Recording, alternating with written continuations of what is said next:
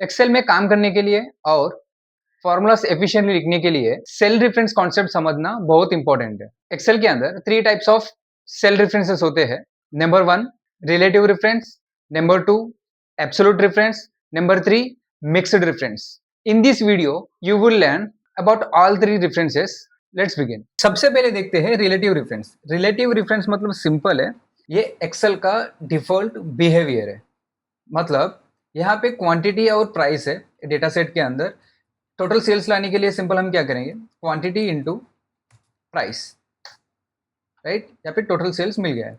इसी फॉर्मूला को मैं पेस्ट कर देता हूँ बाकी का सेल्स पे, तो देखते हैं क्या होगा, राइट। रिजल्ट मिल गया है। लेकिन ये एक चीज याद रखना, सबसे पहले जो हमने फॉर्मूला लिखा उसका अंदर रेफरेंस है G4 एंड H4।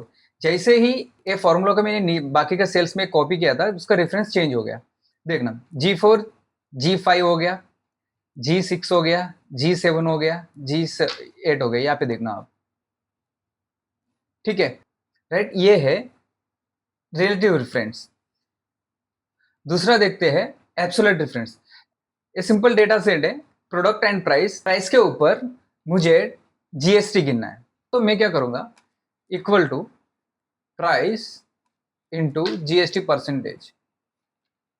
अगर इस फॉर्मूला को मैं नीचे पेस्ट करूंगा तो मुझे रिजल्ट नहीं मिलेगा, क्योंकि ये अभी रिलेटिव रेफरेंस में है।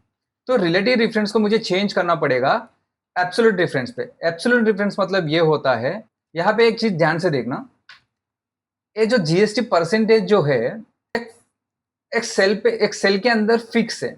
मतलब जो एक्सेल का डिफॉल्ट बिहेवियर जो है रेफरेंस चेंज करने का, यहाँ पे L2 के जगह नीचे पे जब कॉपी किया तो L3 हो गया।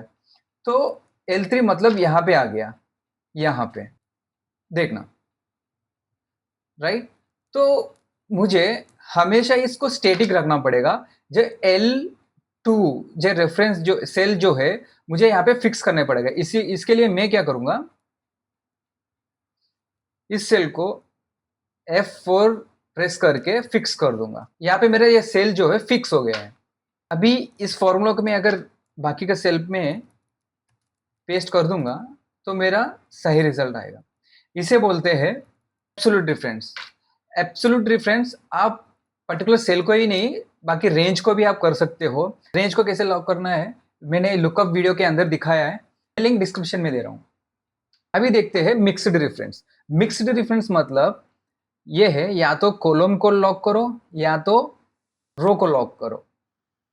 अगर आपको याद है तो एब्सोल्यूट रेफरेंस के अंदर हमने एंटायर यहाँ पे L2 को लॉक किया, मतलब कॉलम को भी लॉक किया, रो को भी लॉक किया।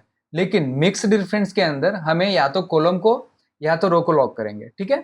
तो इसके लिए क्या करना पड़ेगा, सिंपल ये डेटा सेट देखना, मुझे 2 से लेके 10 तक मल्टीप्लीकेशन टेबल कैलकुलेट करना है। तो सिंपल फॉर्मूला लिखूंगा मैं पहले, 2 मल्टीप्लाई बाई 1। यहाँ पे ध्यान से देखना, यहाँ पे हैफ कॉलम जो है फिक्स है, हमेशा 2 रिपीट होना चाहिए। 2 into 1, 2 into 2, 2 into 3 and so on, right. So मैं यहाँ पे एफ को लॉक कर देता हूँ। एफ मेरा लॉक हो गया, राइट। ध्यान रखना, यहाँ पे हम लोग रो को लॉक नहीं कर रहे हैं, 4 को लॉक नहीं कर रहे हैं। जब ये फॉर्मूला मैं नीचे पेस्ट करूंगा तो 4 फिक्स रहेगा, तो फिर ये 3 को नहीं पकड़ेगा, इसीलिए, ठीक है। एंटर। देन मैं इसे कॉपी कर देता हूँ बाकी का सेल्स में, राइट। ये मेरा 2 टेबल कंप्लीट हो गया। अभी सेम एंटायर फॉर्मूला को मैं नीचे पेस्ट कर देता हूँ, तो देखते हैं क्या आएगा। यहाँ पे मेरा गलत रिजल्ट आया। यहाँ पे ध्यान से देखना, रेफरेंस हमारा 1 होना चाहिए, लेकिन यहाँ पे 2 हो गया जब मैंने कॉपी पेस्ट किया। तो हमें इस फॉर्मूला के अंदर वापस चेंज करना पड़ेगा। यहाँ पे ध्यान से देखना, एक रो 3 है फिक्स है, तो मुझे यहाँ पे रो को लॉक करना पड़ेगा। इसके लिए मैं क्या करूंगा, डॉलर साइन लगा दूंगा 3 के आगे, राइट। मैं डॉलर साइन लगा दिया है, देन एंटर। सो सिंपली हमने क्या किया, यहाँ पे पहले ये कॉलम को लॉक किया, फिर देन ये रो को लॉक किया, ठीक है। फिर अभी मैं इसे कॉपी कर देता हूँ बाकी का रोज में, देखते हैं क्या आएगा रिजल्ट, ठीक है।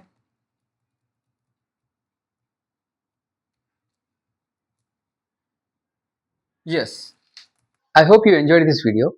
ऐसे ही एक्सेल एंड डेटा एनालिसिस से रिलेटेड आपको कंटेंट देखना है तो kindly subscribe to the channel and share this video with your friends.